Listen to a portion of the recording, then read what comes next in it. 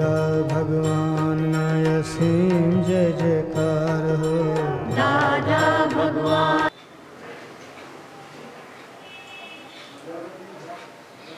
નમો વીતરાગાય, નમો અરિહંતાણમ, નમો સિદ્ધાણમ, નમો આયરિયાણમ, નમો વત્સાયાણમ, નમો લોય સબ સાહુણમ, એસો પંચન મુક્કારો સવ્વપાવપણાસણો મંગલાણં ચ સવ્વેસિં પડવં હવૈ મંગલમ.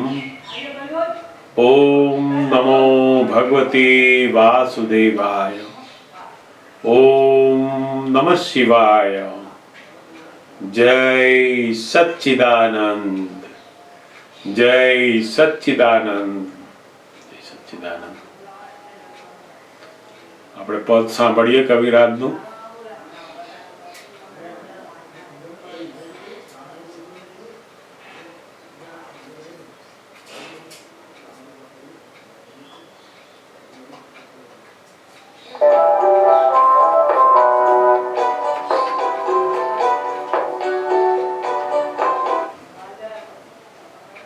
દાદા ભગવાનના વિરહોમાં જોરતા પ્રત્યેક શ્વાસે નિશ્ચયથી દૂર નથી શુદ્ધ અંતસ્કરણના પ્રત્યેક આશયે. દાદા ભગવાનના વિરહોમાં જોરતા પ્રત્યેક શ્વાસે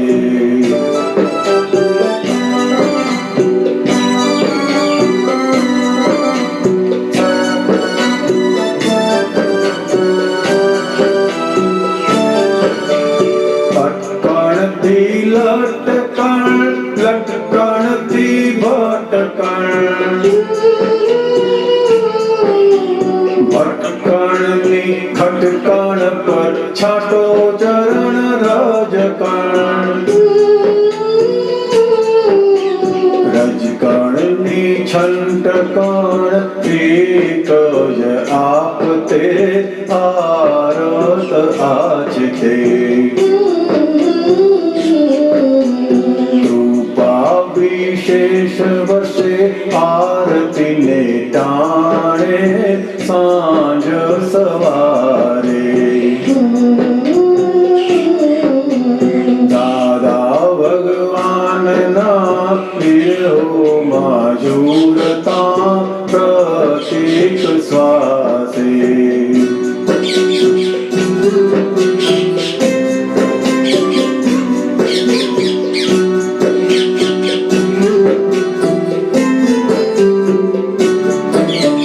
સંદાયો સાંદ બલે શાશ્વત સંબંધનો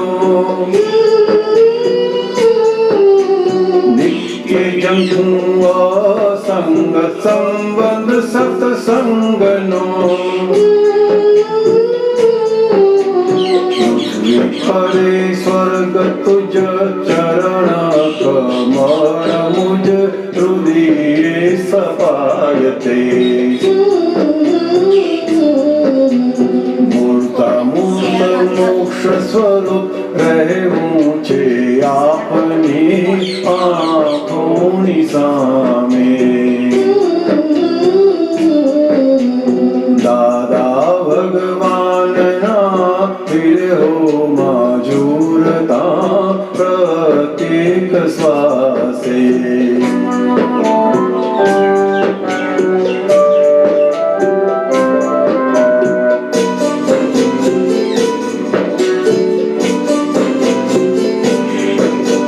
જ્ઞાનની પરિણતિ સહજ આ પ્રયાસે. વિશેષ કૃપાને પામ્યો બાળ અનાયાસે.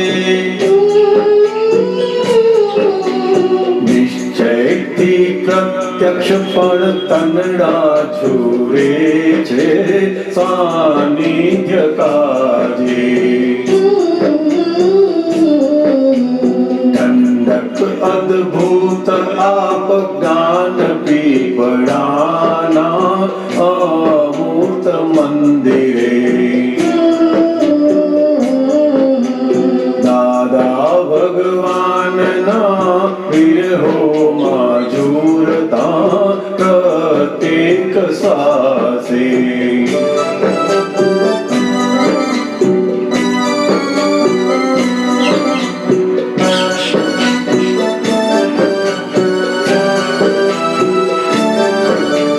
વિસાર્યા દેહવાન મન વચ બેશુદ્ધવાન અરસ સરસ રુચિ ભોજન ભજન ગાન સુજે નહીં કામ કાજ ઘરના કે બહારના અવનીર ધારે ભૂલાયા વ્યવહાર વ્યાકુળ વિરહાતુર તે નિજ આશે દાદા ભગવાનના વિરહોમાં ઝૂરતા પ્રત્યેક શ્વાસે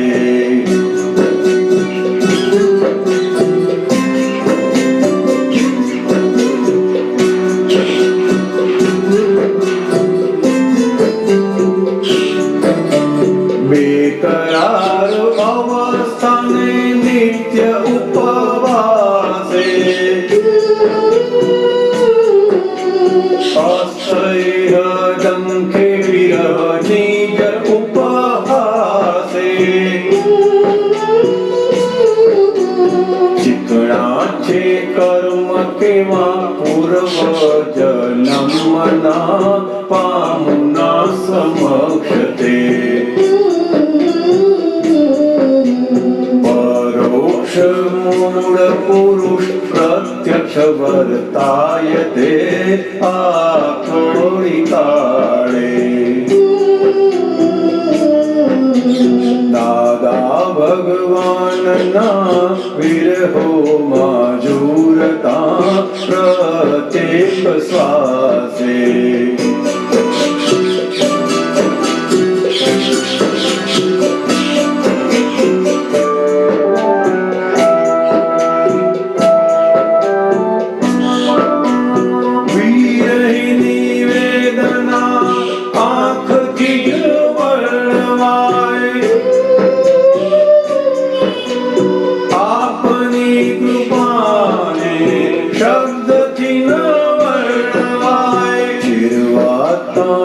હવે વિરહોના ડંખને ચૈન ના લગાવે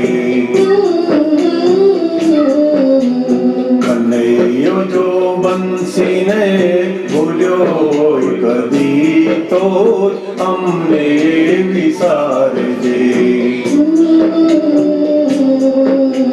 દાદા ભગવાનના વિરહોમાં ઝૂરતા પ્રત્યેક શ્વાસે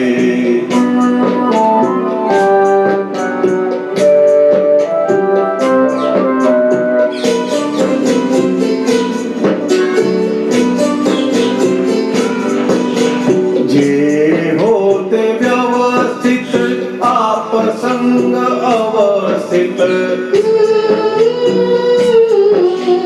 ચાહે તો કરે જ્ઞાની સાર્થક કરયબ ઘડી જે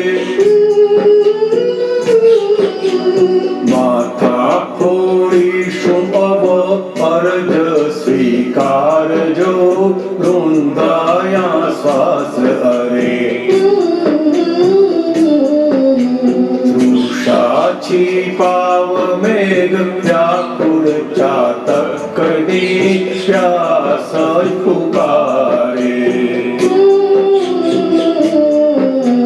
दादा भगवान ना वीर हो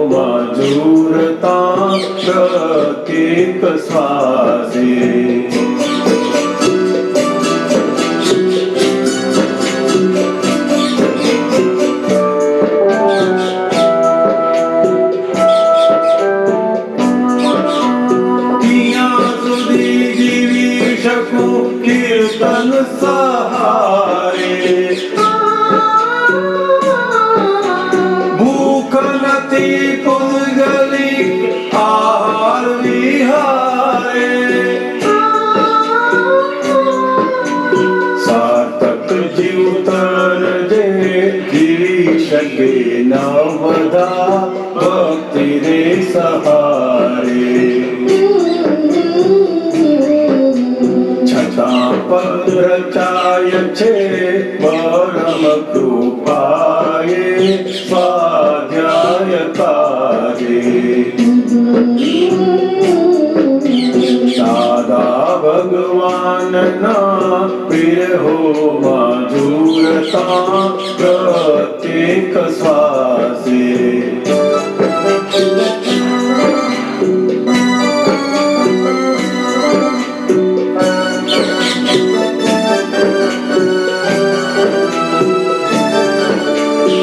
ઉપરીના ઉપરી અબ વિરહોની અગન તપે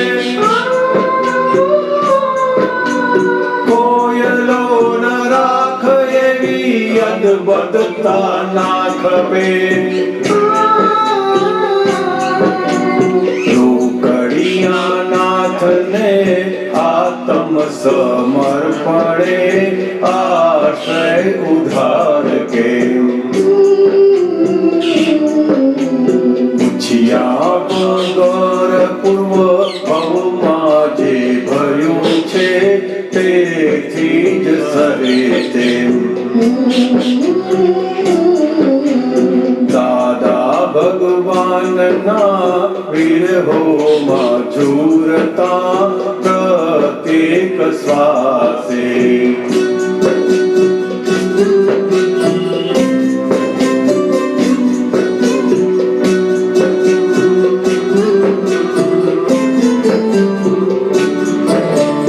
અરજી કરી નાખ્યો પડઘો દાદાનો જય હો બોલ્યું બ્રહ્માંડ સામુ દાદાનો વિજય હો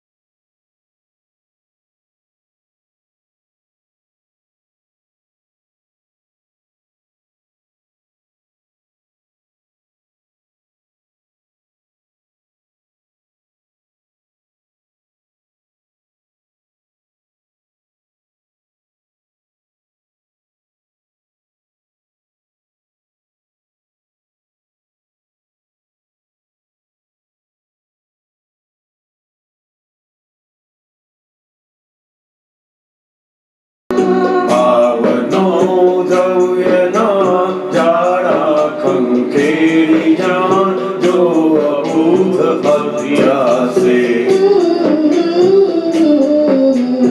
આય ખાણી અગરોને પુલકિત કરો સ્વયં ચંદન સુવાસે દાદા ભગવાનના વિરહોમાં ઝૂરતા પ્રત્યેક શ્વાસે આય ખાણી અગરોને પુલકિત કરો સ્વયં ચંદન સુવાસે ચંદન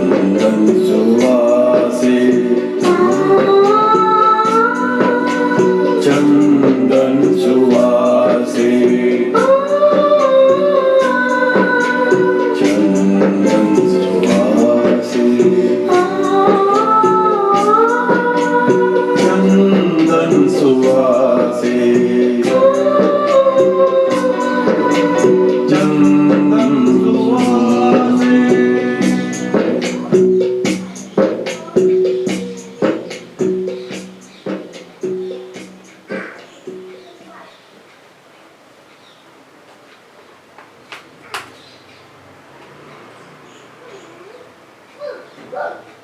જય સચ્ચિદાનંદ, જય સચ્ચિદાનંદ.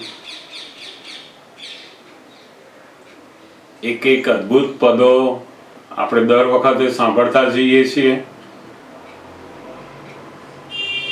દાદા ભગવાનના વિરહોમાં ઝૂરતા પ્રત્યેક શ્વાસે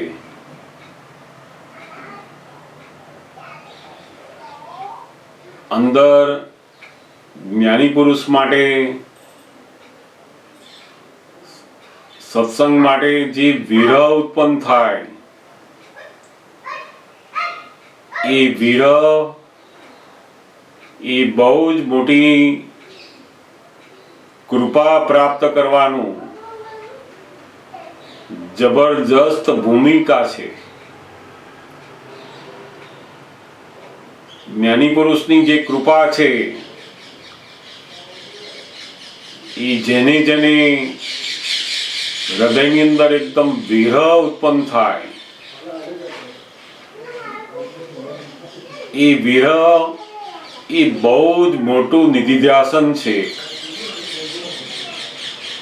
કોઈ પણ જાતનું કાર્ય કરતા હોય, કામ કરતા હોય, ઘરની અંદર ઓફિસમાં નોકરી કરતા હોય, કોઈની જોડે વાતો કરતા હોય, ખાતા હોય, ગમે તે કરતા હોય, પણ એનું નિધિધ્યાસન, એનો જે વિરહ છે એના કારણે એ નિરંતર દાદા ભગવાનનું નિધિધ્યાસન થયા કરે.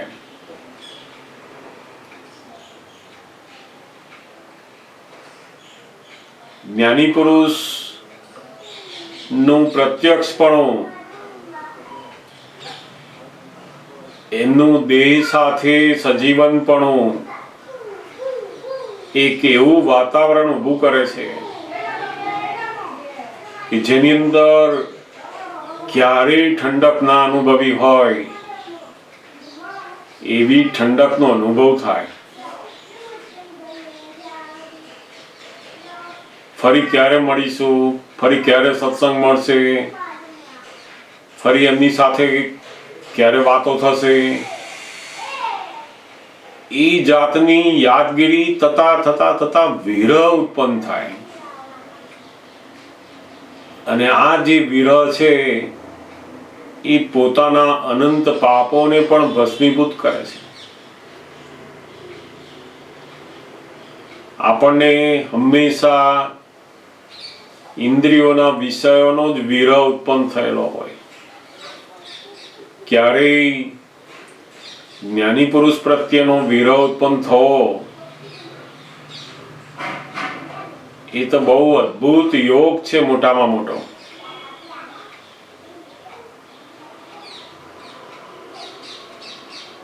અમને લોકોને યાદ છે કે દાદા ભગવાન જ્યારે મુંબઈમાં હોય અને અમે લોકો આખી નાઈટ જર્ની કરીને દાદા ભગવાન પાસે સવારમાં પહોંચીએ, જે જગ્યાએ ઉતર્યા હોય ત્યાં બેઠા હોઈએ, આખો દિવસ રહી ફરી પાછા રાતની જર્ની કરીને પાછું આવવાનું અને નોકરી કરવાની. ગમે તેટલી દોડધામ કરવાની હોય, ગમે તેટલી મુશ્કેલીઓ હોય, બીજો કોઈ પણ જાતનો વિચાર જ અંદર ઉત્પન્ન ના થાય. કોઈ મુશ્કેલી લાગે નહીં. શરીરનું ભાન, ખાવાનું ભાન, કપડાનું ભાન, માનતાનનું ભાન બધું જ ભૂલાઈ જાય એમાં. ઘણી વાર મુંબઈની અંદર દાદા ભગવાન કહેતા કે તમે આવો છો ને આ મારી પાસે આવીને બેહી રહો છો તો કોક દિવસ તો મુંબઈ જોઈ આવો એમ કે. એટલે દાદા એવું જ્યારે બોલે ને પછી જુએ કે આ લોકોની અંદર એવા ભાવ ઉત્પન્ન થાય છે કશા, પણ જેવું દાદા ભગવાન કહે કે આ તમે મુંબઈ જોઈ આવો ત્યારે એમ થાય કે આવું મુંબઈમાં શું જોવાનું જ છે, કે આમાં તો મુંબઈ નથી જોવું પણ દાદાને જોવા છે. એ જે અંદર દાદા ભગવાનની હાજરીમાં બીજું દુનિયાની કોઈ પણ વસ્તુ યાદ ના આવે, કઈ જોવાનું મન ના થાય. એ જે વિરહ છે એમનો, એમની જે તાલાવેલી છે, એમની પાસે બેસવાની, એમને જોવાની, એમની વાતો સાંભળવાની, એ આપણા અનંત પાપોને ભસ્મીભૂત કરે છે. અને આ તાલાવેલી એ કઈ બધાને થતી નથી હોતી. અમુક અમુક એવા પૂર્વના એવા જીવો હોય કે જેની અંદર જ્ઞાની પુરુષને જોઈને પોતાના હૃદયના ભાવો એકદમ ઉમટી પડે. એટલે કવિરાજે બહુ જ સુંદર આ પદ દાદા ભગવાનનો જે વિરહ છે શું છે એ આખું વર્ણન કરેલું છે. ખૂબ સુંદર પદની એક એક લાઈનો ઉપર ઘણું બધું આપણે દાદા ભગવાનની વાતોને સાંભળી શકીએ એવી વાતો લખેલી સુંદર. તમારામાંથી કોઈને પ્રશ્ન હોય તો આપણે જરૂર એની આજે વાત કરીએ. જય સચ્ચિદાનંદ.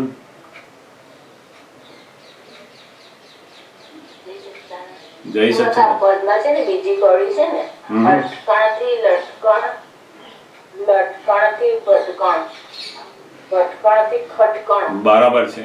પર છાંટસો ચરણ રજકણ.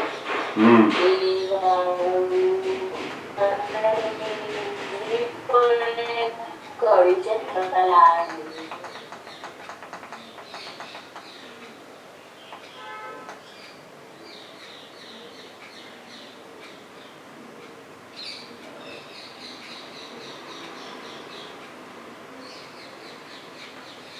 અટકણથી લટકણ, લટકણથી ભટકણ, ભટકણની ખટકણ પર છાંટો ચરણ રજકણ.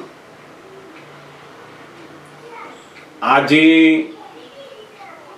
કવિરાજ અહીંયા અટકણની વાત કરે છે.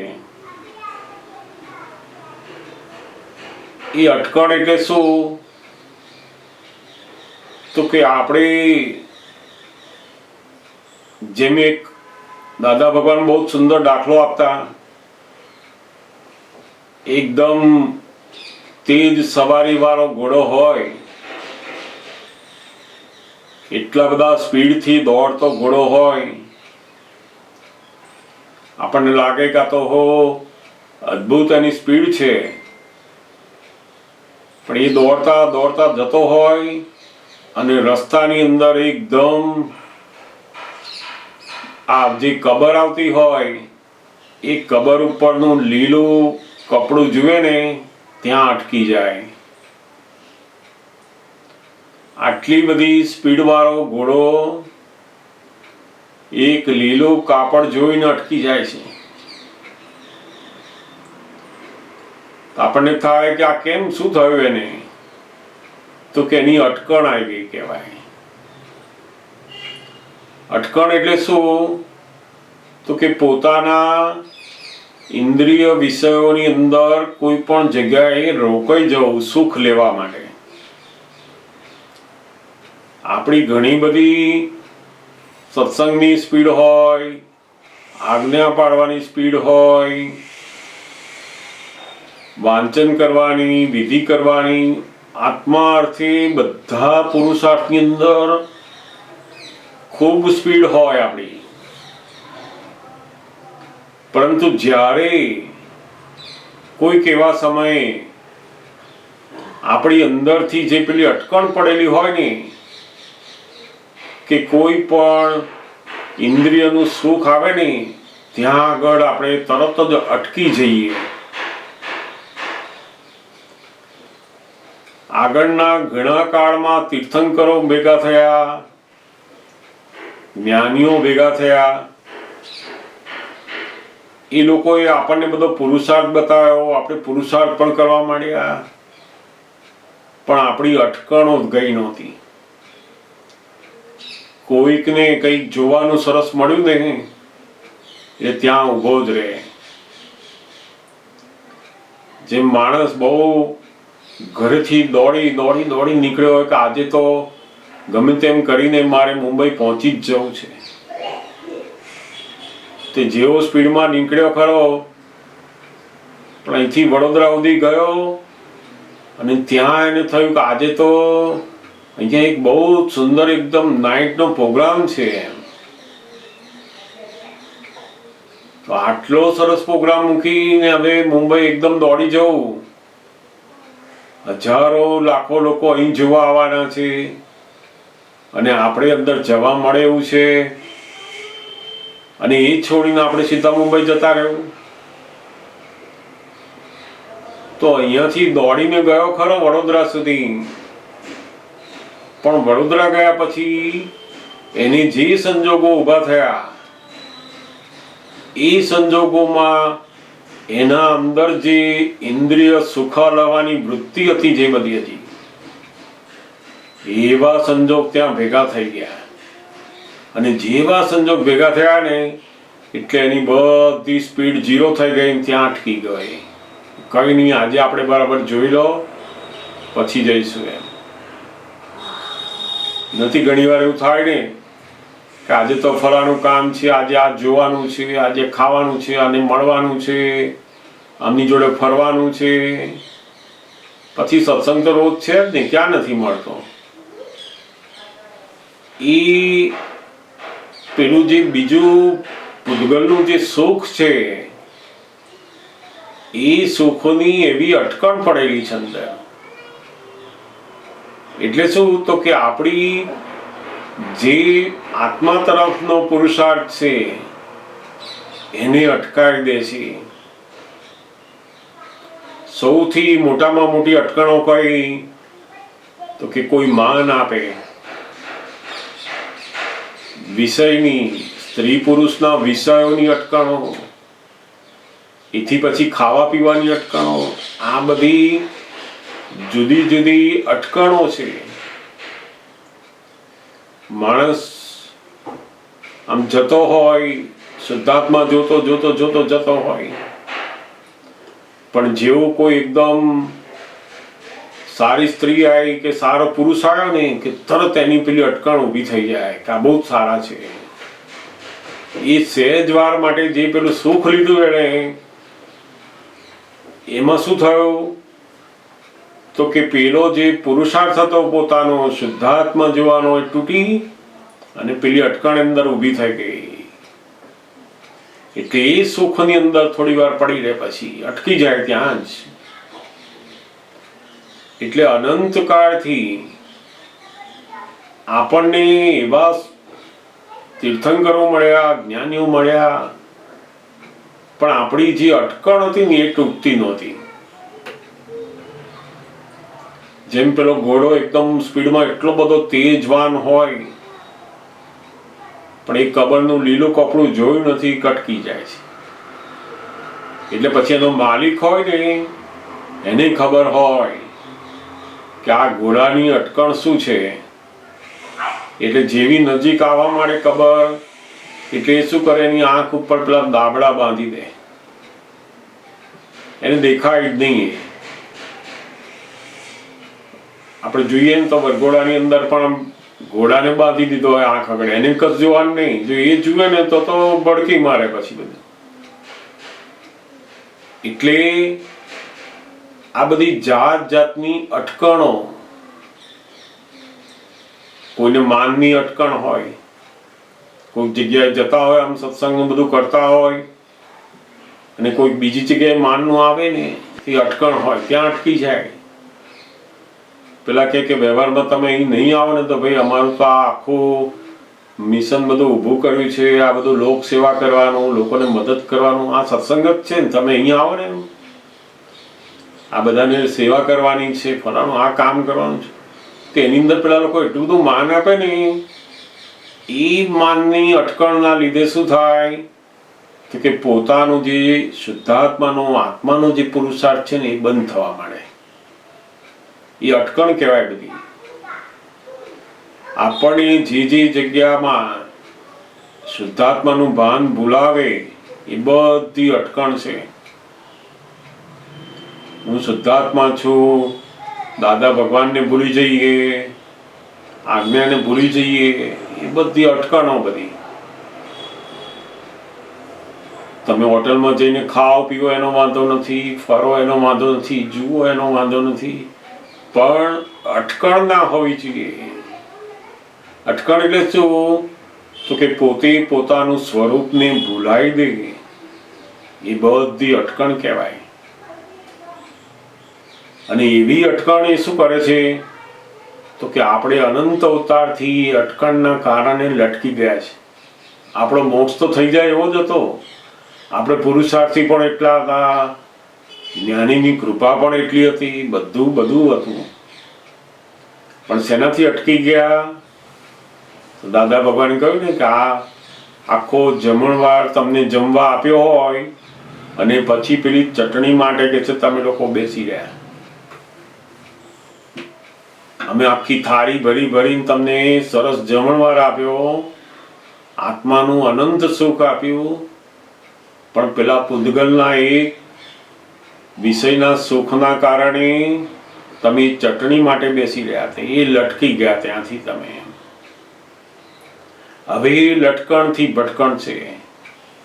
આ તમારું અનંત અવતારનું જે ભટકામણ છે શેનાથી છે તો કે પેલી અટકણના કારણે આ લટકી રહ્યા છે. આપણે ચાલો આ નહીં મળે ને તો મજા નહીં આવે. બસ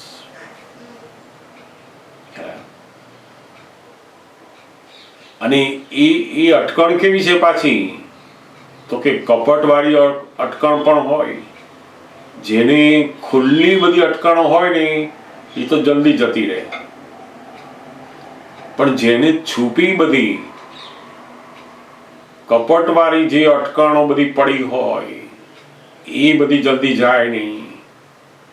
એના ઉપર એ પોતે જાગૃત થાય, પોતે એને જુએ અને એના સામે પુરુષાર્થ કરે કે મને હવે આ ખપે જ નહીં, મારા ભાવની અંદર બિલકુલ ખપે નહીં. મને હવે જે જગ્યાએ મને દાદા ભગવાનનું ભાન ભૂલાઈ દે છે કે દાદા ભગવાનમાંથી આ વિષયોમાં જતો રહું છું, આ માનમાં જતો રહું છું, લોભમાં જતો રહું છું, એ બધી અટકણમાંથી બહાર આવવું છે. એટલે જો એ અટકણ તૂટી તો દાદા કે ભર પટ્ટે અંદર એવો આનંદનો ધોધ પડશે કે છે. આ બધી અટકણના લીધે આપણને એટલો આનંદ અંદર આવતો નથી હજુ. પેલી જે અટકણો છે એના કારણે. એટલે કવિરાજ શું કે છે કે આ બધી અટકણના કારણે આપણે લટકણ થઈ ગઈ છે. એ લટકણની ભટકણ ઉપર દાદા ભગવાનની ચરણ રચકણ છાંટો. એટલે એમની જે પ્રત્યક્ષ હાજરી હતી એમાં એમના ચરણ, એમની વિધિ કરો. અને સાચા ચરણ એટલે શું તો કે એમની 5 આજ્ઞાને આપણે શુદ્ધ ઉપયોગ પૂર્વક એ ધર્મ પાડીએ, એ બહુ મોટી ચરણ રચકણ છે. જ્યાં જ્યાં આપણી અટકણ અંદર ઊભી થાય,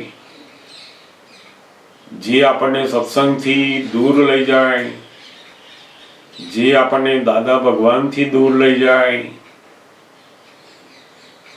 જે આપણને આજ્ઞા ધર્મથી દૂર લઈ જાય, એ બધા ઉપર શું કરવાનું છે તો કે છાંટો ચરણ રચકણ.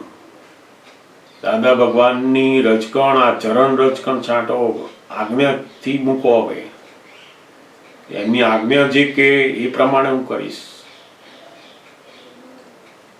અને એમાંય એમની જે પ્રત્યક્ષ હાજરી હતી એ તો બહુ જ મોટી આ અટકણને તોડવાનું સાધન હતું. એટલે દાદા ભગવાન અમને કહેતા નહીં. અમે એમની પાસે બેઠા હોઈએ અને થોડીક વારમાં આમ જો ઊભા થઈને કંઈક ગયા અને પાછા આવ્યા તો એમને ખબર પડી જાય કે આને શેની અટકણ છે. આને કોઈને મળવાની અટકણ છે, કશું જોવાની અટકણ છે, ખાવાની અટકણ છે. કોઈને કોઈ જાતની પોતાની જે અટકણ છે અંદર, એ અટકણ શું કરાવે તો કે આપણને સત્સંગ, શુદ્ધાત્માનો પુરુષાર્થ, આજ્ઞાનો પુરુષાર્થ અને જ્ઞાનીનું સાનિધ્ય છોડાવી દે આપણને. એ બધી અટકણ આપણે જેમ ઓળખતા જઈશું એમ પછી એની સામે પુરુષાર્થ શરૂ થાય એટલે ઓછી થતી જાય અટકણો. દરેકની જુદી જુદી જાતની અટકણો હોય. દરેકની અટકણ કેવી હોય? જુદી જુદી હોય. કોકને લોભની બહુ હોય, કોકને માનની હોય, કોકને વિષયોની હોય. જાત જાતની અટકણો જે જગ્યાએ પોતાનું શુદ્ધાત્માનું ભાન ખોવાઈ જાય, દાદા ભૂલાઈ જાય, બધી અટકણ કહેવાય. સમજાયું ને?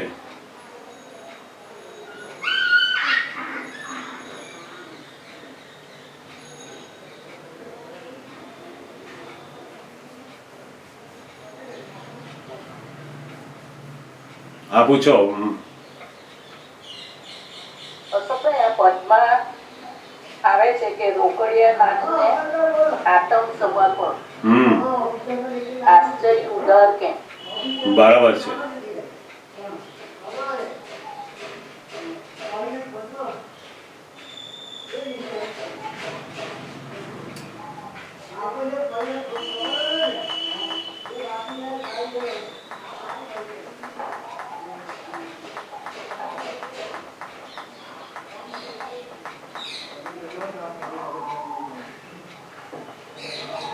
રોકડિયા નાથને આત્મસમર્પણે આશ્રય ઉધાર કેમ? દાદા ભગવાન કેવા છે તો કેશ ફળ આપનારા. તમે જે ભાવ કરો, જે પ્રાર્થના કરો, જે માંગણી કરો એ તરત જ આપે. એટલે કહેતા ને, તું માંગતા ભૂલે, જે તું માંગે તે આપવા તૈયાર છું. આવા પુરુષ ભેગા થયા હોવા છતાંય આપણે એમને સમર્પણ થવામાં કેવા હતા તો કે ઉદાર. હવે જોઈશું, સમર્પણ થઈશું. હજુ આપણને અનુભવ થાય છે, રોકડું બધું આપે છે, તોય આપણે કેવા રહીએ છીએ તો કે આત્મસમર્પણ કરવામાં, એમનો આશરો લેવામાં ઉધાર કેમ છે? આપણને કેમ એટલું બધું સમર્પણ ભાવ આવા રોકડિયા ભગવાન જોઈને આવતું નથી અંદરથી? એટલે કવિરાજ બીજી લાઈનમાં પછી કહે છે કે આ પૂછ્યા વગર પૂર્વ ભાવમાં જે ભર્યું છે તેથી જ સહે તેમ. આપણે એવું બધું ભરીને લાવ્યા છે સામાન કે જે જ્ઞાનીને પૂછ્યા વગર બધો ભરેલો છે. એટલે શું થાય છે તો કે આપણો બધો ભંગાર માલ એવો છે કે અંદર આપણને સમર્પણ ભાવ પણ એટલો ઉત્પન્ન થતો નથી. હજુ સમર્પણ ભાવ એટલે તમારી આશ્રય, તમારી જ આધીન છું. સામે આટલા રોકડનાથ કેશ ફળ આલનારા પુરુષ ઊભા છે અને એ કહે છે પણ ખરા આપણને કે તું જે માંગે તે તને આપું. એવું કોઈ બોલનાર દુનિયામાં તો કોણ હોઈ શકે? એ તું માંગે તે આપું. આપણે ઘણી બધી કથાઓમાં, વાર્તાઓમાં, પુરાણોમાં, બધી જાત જાતની શાસ્ત્રની બધી કથાઓમાં સાંભળ્યું છે કે ભગવાન હાજર થાય ને માગે તે આપવું. તે કેટલા બધા એને તપ તપસ્યાઓ કરી હોય ત્યારે તો હાજર થાય છે. આપણને તો જીવતા જાગતા જે પરમાત્મા આપણી સામે મળ્યા અને એમને કહ્યું પણ ખરું બધાને કે તું માંગે તે આપું કે તને, પણ એવું માંગજે કે ફરી તારે માંગવું ના પડે કે છે.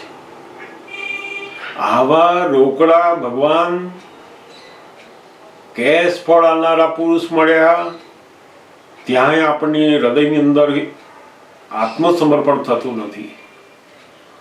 ઉધાર રાખીએ છીએ આપણે કે કઈ નહીં, હવે 2-4 વખત આવીશું પછી જોઈશું. કેટલાકને તો જ્ઞાન આપવાનું થાય ને તો કે ના દાદા ફરી આવીશું કે અમે. અરે કેશ ફળ આપે છે, અહીં જ તને મોક્ષનો અનુભવ કરાવે છે, તોય પણ એ ઉધાર રાખે, સમર્પણ કરે નહીં એનું. આનું કારણ શું છે? તો કે એણે પૂર્વભાવની અંદર આ જે માલ ભર્યો છે બધો એ જ્ઞાનીઓને પૂછ્યા વગર બધું ભરેલું છે. એટલે અંદર આપણને ખબર પડે છે કે આ સાચા પુરુષ છે, અને છતાં પણ આપણને અંદર ઉલ્લાસ આવતો નથી. આપણે હજુ એટલા સમર્પણ થઈ શકતા નથી. એનું કારણ શું? તો કે આ બધો માલ એવો અંદર ભરીને લાયા છે કે અંદર બિલકુલ આ કેશ ફળ આનારા પુરુષ મળે તોય આપણને અંદર બિલકુલ એના ઉપર સમર્પણ ભાવ, શ્રદ્ધા બેસવી, આશ્રય થતું નથી એ બધું. એટલે કવિરાજ અહીંયા કહે છે કે આવા રોકડિયાનાથની તમે આત્મસમર્પણ કરવામાં ઉધાર કેમ છો? ઉધારવાળા પાસે જાઓ અને ત્યાં તમારું હૃદય ના કબૂલ કરે તો સમજ્યા, પણ જે તમને અનુભવમાં આવે છે, એમની હાજરીમાં, એમની વાણીમાં, બધા અનુભવમાં આવે તમને, અને અનુભવમાં આવે છે, તમારું હૃદય પણ કહે છે, પણ ત્યાંય પેલું બુદ્ધિનો જે માલ છે આવે છે વચ્ચે, એ સમર્પણ થવા ના દે. ના ના કે એવું તો થાય નહીં ને, આવું ના થાય, એવું ના થાય, જોઈશું, ફરી જોઈશું. બીજા ગુરુ પાસે મળી આવે, પેલી બીજી ચોપડી વાંચે, ફલાણું બધું જાત સમર્પણતા ઉત્પન્ન ના થાય નહીં. કારણ કે આ બધો જે માલ ભરેલો છે કેવો છે? તો કે જ્ઞાનીઓને પૂછ્યા વગરનો બધો માલ ભરેલો, એટલે પૂર્વભાવનો એવો માલ ભરીને લાયા છે કે જ્ઞાની મળ્યા, કેશ ફળ આપનાર પુરુષ મળ્યા, આપણને અનુભવીએ છીએ, છતાંય પણ સમર્પણ નથી થતું કે છે. સમજાયું ને? એટલે બહુ બહુ અદભુત એક લાઈનો કવિરાજે લખી છે આમાં. સમજાયું ને? જ્યારે આપણું હૃદય ઠરે એવું વાતાવરણ, એવી વ્યક્તિ, એવી જગ્યા આ કાળમાં ક્યારેક જ મળે છે. અને જો આપણને એવું વાતાવરણનો અનુભવ થતો હોય, એવા વ્યક્તિ પાસેનો અનુભવ થતો હોય, તો ત્યાં સહજપણે આપણે આપણી બુદ્ધિને બાજુએ મૂકી દેવી અને સમર્પણ થઈ જવું.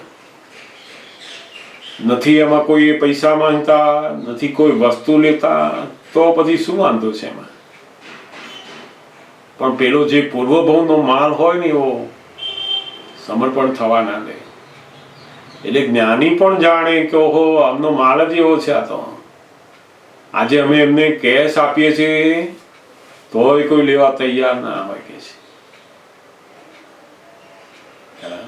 એટલે આ કાળની અંદર એટલી બધી વિપરીત બુદ્ધિ ટોચ ઉપર ગયેલી છે કે માણસ ને કોઈ પણ જગ્યાએ આશ્રય થવું, સમર્પિત થવું એ બહુ જ અઘરું પડે એને. અને જ્યાં સુધી એ સમર્પિત થતો નથી ત્યાં સુધી એ જ્ઞાન પરિણમતું પણ નથી. આપણે જ્ઞાનને સાંભળીએ છીએ ખરા, પણ જ્યાં સુધી હૃદયના સમર્પણ ભાવ ઉત્પન્ન ના થાય ત્યાં સુધી એ જ્ઞાનના શબ્દો આપણામાં પરિણમતા નથી. એટલે કહે છે ને કે કાન સુધી શબ્દો આવે છે, હૃદય સુધી જતા નથી. કારણ કે કાન અને હૃદયની વચ્ચે જે બુદ્ધિ આવી જાય ને એ હૃદય સુધી પહોંચવા ના દે. બુદ્ધિની જરૂર છે, પણ તમને અનુભવ જ્યારે થાય છે પછી પણ જ્યારે બુદ્ધિ વાપરે છે ત્યારે પછી એ બુદ્ધિ આખી વિપરીત જાય છે. પછી